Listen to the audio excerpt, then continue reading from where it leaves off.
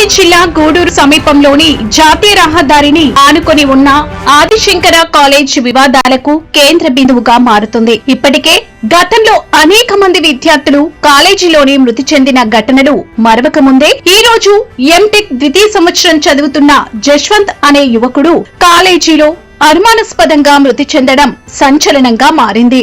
మృతుడు బిల్డింగ్ పై నుండి దూకేశాడని కాలేజీ యాజమాన్యం చెబుతుండగా తమ బిడ్డను అన్యాయంగా చంపేశారని తల్లిదండ్రులు ఆవేదన వ్యక్తం చేస్తున్నారు.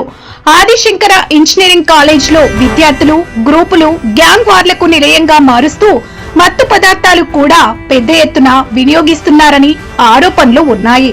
ఇటీవల కాలేజీ ముందరే కొన్ని గ్రూపులు కత్తులు చేతబట్టి గొడవలకు దిగడంతో అనేక మంది విద్యార్థులు భయభ్రాంతులకు గురయ్యారు. ఈ నేపథ్యంలో నెల్లూరు జిల్లా మనుబోలుకు చెందిన జశ్వంత్ మరణంపై అనేక అనుమానాలు కలుగుతున్నాయి.